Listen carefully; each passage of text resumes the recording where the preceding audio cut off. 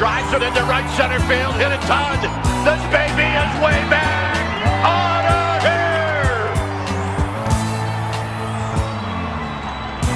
here. What is up, everybody? Welcome back to the Humm Baby Baseball channel. This is Eric, and we're talking spring training today. It's another spring training update here on St. Patrick's Day. So happy St. Patrick's Day to everybody. Hope you're all doing well.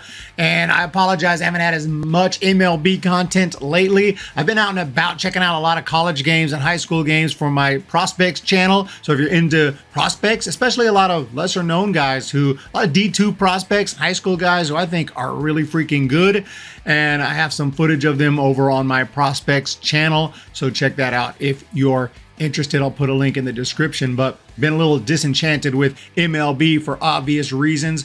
Not into most of the rule changes. The clock here, at least while they're trying to figure out, has just been annoying, irritating to see games being decided on a clock.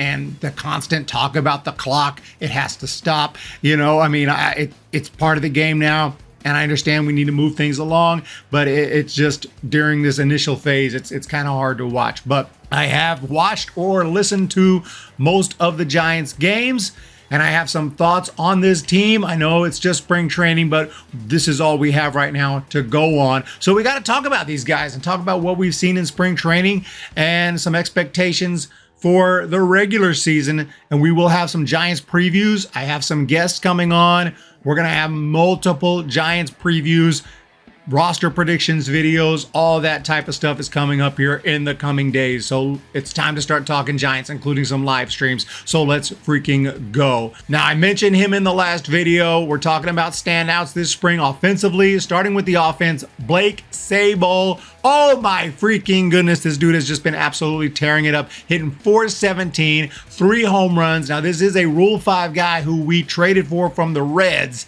but the Reds originally drafted him from the Pirates. So if he doesn't make the team, the Giants would have to ship him back to Pittsburgh. And the same goes if he ever gets cut. He has to stay on the team throughout the season, but he has earned a spot on the team. They didn't trade for him for nothing as a Rule 5 pick. You get a Rule 5 guy with plans for him to be on the team. He has more than earned that, so he will be on this opening day roster, barring something crazy. He will be the backup catcher to start the year, and if he hits well, then he will remain the backup catcher, or maybe even the starting catcher, you know, depending on how Joey Bart does. So Blake Sabol has earned that spot. He did hit .296 in AAA last year, so it's not like the guy can't hit. And he also can get on base. He's got a great on base percentage. He can hit for some power. Blake Sabol, I mean, I don't know what we got here, but what did Michael Jordan say a few years back? The ceiling is the roof with this guy. The ceiling is the roof. Let's make it happen. Let's keep moving forward. Then there's Casey Schmidt, 2020 second round pick. I talked about him back in 2020, so it's good to see someone who I covered in the draft pretty much big league ready or just about. Now, he'll probably start the year in AAA, but Casey Schmidt has been tearing it up this spring as well, offensively and defensively. And he's normally a third baseman, but he's getting some reps at shortstop, you know, because we're going to need some plans for the future for a shortstop, and he's been getting some reps there as well. So Casey Schmidt could be our future shortstop, third baseman, who knows, but he is just tearing it up with the bat. I believe he is 12 for 26 this spring. So 12 for 26 this spring. And a couple other guys who I've taken notice of, former Oakland A, Stephen Piscotty, we picked up. He's been swinging the bat pretty well here in the few at-bats that he's gotten. Also, Isan Diaz, who has been in the system. He was with the AAA River Cats and used to be in the Marlins organization. He was recently sent to minor league camp. Wasn't too happy about that because I was loving what I was seeing from Isan Diaz, another guy who could play shortstop, play infield. He has a couple of bombs this spring. He's looked really good when I've seen him anyway. So Isan Diaz. And there's also Bryce Johnson. He's been swinging a nice bat this spring, although he got hit on the hand yesterday and came out, so I'm hoping he's okay. But he came up briefly in 2022 and mostly has been in AAA the last couple of years. But a nice little player. I had some nice depth in the outfield. Really good defensive guy with some speed. And he can swing the bat. At least in AAA, he swings the bat. So Bryce Johnson, someone who can come up and help. The one guy, one of our regulars who has looked really good this spring, other than Joey Bart has looked pretty good. But Michael Conforto leads the team with 4 bombs. He has looked really good this spring. Excited to see what he's going to do this season. And he stayed healthy, I believe, for the most part. Can't say the same, unfortunately, for our other free agent guy, Mitch Haniger. He has not played much. He's dealing with an oblique injury. And, it kind of bugs me. I know spring training is going to be a little more cautious. Guys aren't going to play through as much. So if you have anything going on, you're supposed to, rest. I absolutely get that. But Mitch Haniger has had injury issues lately.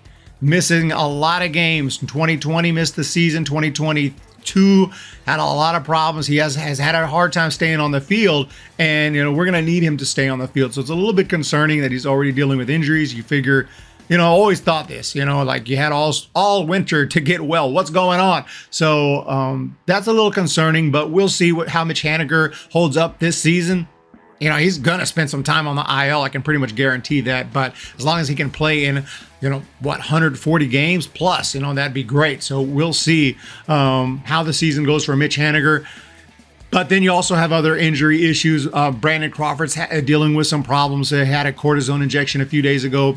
Sore left knee. I mean, I'm not saying a sore left knee is the end of the world, but, Brandon Crawford typically stayed healthy most of his career. He hasn't been as injury prone as Brandon Belt, but last year he missed over 40 games. He's 36 years old. I'm a little concerned about how Brandon Crawford is going to stay healthy in 2023, especially he's already getting cortisone shots, which I know about some cortisone shots, and they are freaking awesome, but not a great sign for Brandon Crawford already dealing with knee soreness here in March. So we'll see how that goes.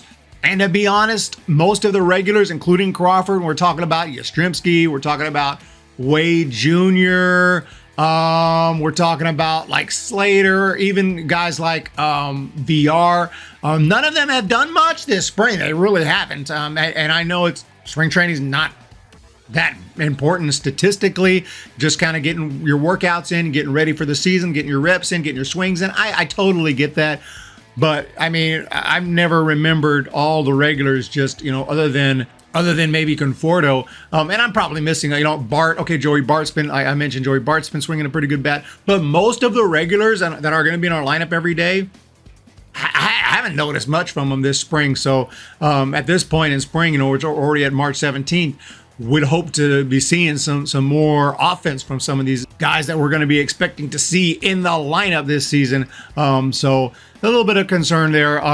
As far as pitching goes, I forgot to mention Kyle Harrison. Someone pointed out in the comments, dude, you didn't even mention Kyle Harrison. That's because he hasn't really pitched that well. So, but we all know Kyle Harrison.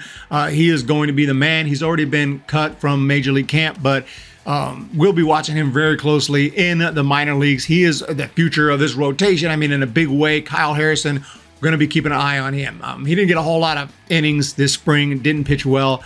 I'm not worried about that at all. So Kyle Harrison is going to get his time. He's probably going to start the year in the minors, and we'll see what he can do there. So love Kyle Harrison. He's awesome. And also same goes for our man, who is Logan Webb, our ace. Hasn't pitched that well, hasn't pitched that much, but he's going to be our ace. He's going to be fine. I'm not worried about him. One guy who has, I like what I've seen, is Alex Cobb. The strikeout stuff is there for Cobb. He has been nasty this spring, so I'm looking forward to seeing Alex Cobb being a big part of this rotation. The new guys, Stripling and Manaea, haven't had a lot of time, haven't pitched that well, to be honest, but they're still working it out, still ramping up. So it's hard to say with the starters. They're just ramping up. They're getting ready to go. DeSclafani has not pitched much. Not sure his health status, but hopefully he can help out this year. It's going to be kind of important. Other than that, Sean Jelly, mentioned him last time. Love what I've seen from Sean Jelly. I'm hoping that he can be part of this team this year and help out. The bullpen has looked, a lot of the names have looked good, like Taylor Rogers. Camilo Doval hasn't pitched much, but he is in the World Baseball Classic, dominating over there and being filthy. So he's looking really good.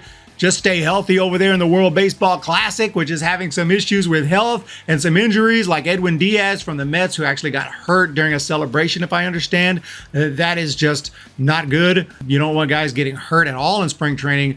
During spring training, especially in the World Baseball Classic, but that's rough news for the Mets. But again, nothing has blown me away this spring. The guys that stand out, I mentioned Blake Sabol has really been a standout. this spring, and Casey Schmidt. And I guess if guys are going to really hit and dominate like that, you want them to be the young guys. That's our future. But, like I said, the regulars haven't been overly impressive this spring. But it is spring training. I know people freak out. Why are you talking about spring training? Because it is spring training. I don't know. What do you want me to talk about? Should I talk about the regular season? Guess what? There is no regular season. Should I talk about the World Series? That's not even going on yet. I don't know. That's going to be kind of tough. So it is spring training. That's why I'm talking about spring training. If that bothers you, sorry about that. But yeah, I mean, this is where we're at right now. We have to evaluate this team the best we can as we get ready for the season. And that's really not a lot to evaluate. But overall, I haven't loved it. This is not the best spring training of all time. I already mentioned I'm kind of having to deal with the clock thing. It's annoying. Things are happening across baseball, not just in MLB, but also in college. And where we're seeing crazy things like a guy hitting a home run, but then the home run is canceled because of a violation on the pitcher. That's just absolutely ridiculous. And I could not even imagine what would happen if that happened in a regular season MLB game. If a guy crushed a homer, especially a key home run, an important home run, but any home run really, and then it doesn't count because of a violation on the pitcher. No, now we got to start going into some football stuff where you can, accept or decline the violation type thing. I mean, they're going to have to institute something like that if this is ever going to be a problem in the major league level. I'm not really sure, but it's just crazy here, just trying to get used to it. Guys who are up at the plate and they look completely engaged to me and they're called a strike because the umpire decides they're not engaged with the pitcher. Totally up to the umpire. And it's just like, I'm just not loving it so far, to be honest. I'm giving it a chance because it's here and I'm trying, but I'm not loving it at all. And I don't like most of the changes, as you guys know, but I'm not going to go into a rant on that today. That's just the reason I haven't been as into spring training this year. So let me know, though, what you guys think. This Giants team, it's going to be tough to compete with these Padres and these Dodgers here coming into the year, and even the D-backs are looking pretty good. Marco Luciano, another big name, has not played. He's had an injury issue as well. I think he's had a back issue, but I think he's fine. He'll be in the minor leagues this year, so we'll see what he can do there. Unfortunately, he was not able to play in the Cactus League, though, so that's why I didn't mention Marco Luciano, but he's another guy I'm really excited about. That is it, ladies and gentlemen, for the spring training update for St. Patrick's Day. Hope you guys are having a wonderful day today. Let me know what you think. And get ready for the season, dude. It's on like Donkey Kong. I will try to go to some games this year. I didn't go to any last year. I was kind of pissed off after that lockout. But this year, try to attend some games. There was a Dodger series, the second series of the year at Oracle Park, and I'm looking at right now. I don't know if I'll be able to make it to opening weekend, or opening day series, but definitely want to see one of those Dodgers games. And I'll be out and about all season long, hitting college games and things like that, minor league games. Look for me in San Jose. I got to do a San Jose Giants stadium review this year, and I'm going to be going on a little vacation to Reno. I'm going to be hitting their ballpark as well, heading over to Reno this year for a stadium review. And we'll be doing some road trips as well. Trying to hit Houston and St. Louis this year as well. So look for a lot of road trips. I look for a lot of action, a lot of post games this year. Ladies and gentlemen, let's go San Francisco Giants. Let me know what you think, and we'll talk to y'all next time.